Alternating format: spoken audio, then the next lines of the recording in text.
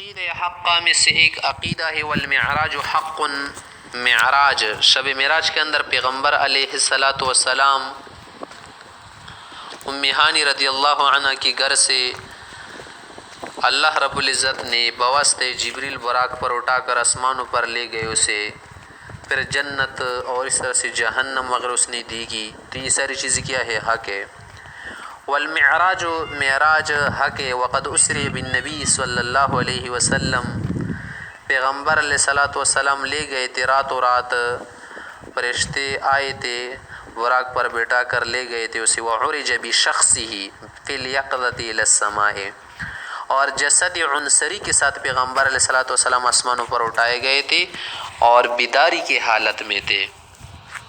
ثم حیث ما شاء اللہ من اللہ، پھر اس سے اوپر جسے اللہ کی مرضی تھی نا اسے اٹھایا، وَأَكْرَمَهُ اللَّهُ بِمَا شَاءَ، اللہ رب العزت نے مختلف عزتوں سے اسے کیا کر دیا، نوازا، وَأَوْحَى إِلَيْهِ مَا أَوْحَى، اور اس طرح سے مخصوص وحی فرمائی، اور اس طرح سے سورہ بقرہ وغیرہ کی آیتیں اسے دی، اور 5 نمازیں، مَا كَذَبَ الْفُؤَادُ مَا رَأَىٰ، جو کچھ اس نے دیکھا تو اس کے اندر دل نے کوئی جھوٹ نہیں کہا۔ فَصَلَّى اللَّهُ فی الآخرۃ والأولیٰ، اللہ تعالیٰ پیغمبر علیہ السلام پر دونوں جہانوں میں رحمت نازل فرمائے۔ ایسے کیا بتانا چاہ رہے ہیں؟ ایسے یہ بتانا چاہتے کہ شب معراج کے اندر پیغمبر علیہ السلام آسمانوں پر اٹھائے گئے تھے۔ معراج یہ اسم علی کا صیغہ ہے، مفعول ان کے وزن پر ہے، عروج سے نکلے۔ عروج کا معنی ہے چڑھنا، اٹھانا کسی چیز کو۔ تعرج الیہ الملائکۃ، جیسے قرآن کریم کے اندر ہے کہ آسمان کی طرف فرشتے اوامر الہیہ کو لے کر چڑھتے ہیں، اوپر کو اٹھتے ہیں، چڑھتے ہیں۔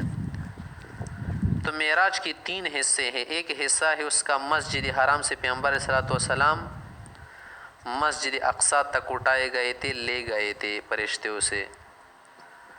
یہ قرآن کریم سے ثابت ہے کہ سبحان الذی اسریٰ بعبدہ لیلا من المسجد الحرام الی المسجد الاقصیٰ الذی بارکنا حولہ لنریہ من آیاتنا۔ اسی کا ذکر قرآن کریم کے اندر اس کو اسراء کہتے، لیلۃ الاسراء، لیلۃ المعراج۔ اس کا منکر کافر ہو جائے گا۔ اگر کوئی اس حصے کا انکار کرے گا نا کہ پیغمبر صلی اللہ علیہ وسلم کا جانا مسجد حرام سے مسجد اقصیٰ تک ثابت نہیں، تو وہ کافر ہو جائے گا، کیونکہ یہ قطعی ہے۔ دوسرا حصہ لیلۃ الاسراء لیلۃ المعراج کا یہ ہے، شب معراج کا کہ پیغمبر صلی اللہ علیہ وسلم کو جبریل علیہ السلام نے مسجد اقصیٰ سے لے کر آسمانوں تک لے چڑھایا، اوپر کو گئے۔ یہ احادیث مشہورہ سے ثابت، اس کا اگر کوئی انکار کرے گا تو وہ بدعتی سمجھا جائے گا۔ تیسرا حصہ معراج کا ہے آسمانوں سے الی ما شاء اللہ، جیسے یہاں پر فرمایا کہ ثم حیث ما شاء اللہ من العلا، پھر اوپر کو بلندیوں پر لے گئے اسے۔ تو یہ اخبار احاد سے ثابت ہے۔ اخبار احاد کا کیا مطلب؟ یعنی خبر واحد سے ثابت ہے، اس کا منکر کیا ہوگا؟ گنہگار ہوگا، فاسق ہوگا۔ تو اسی کے متعلق فرمایا کہ معراج جو ہے نا یہ حق ہے، ہم مسلمان سب اس کو مانتے ہیں بغیر کسی طویل فاسد اور بارد کے، کہ پیغمبر علیہ السلام کو اللہ رب العزت نے آسمانوں پر اٹھایا تھا، اور یہ بھی بیداری کی حالت میں۔ بعض لوگ تو اس کے قائل ہیں نا کہ نیند کی حالت میں اس نے معراج کیا ہے۔ تو معراج ایک تو نومی ہوتی ہے، وہ تو ثابت ہے، لیکن یہ جو کیا ہے اٹھانا ہے، یہ بیداری کی حالت میں۔ تو اس طرح سے وعرج بشخصہ، جسد عنصری کے ساتھ پیغمبر علیہ السلام آسمانوں پر اٹھائے گئے تھے۔ بعض لوگ کا تو یہ خیال ہے کہ جسد عنصری کے ساتھ نہیں تھی، صرف روح آپ کی اٹھائی گئی تھی، لیکن وہ صحیح نہیں ہے، وہ ایک الگ بات ہے۔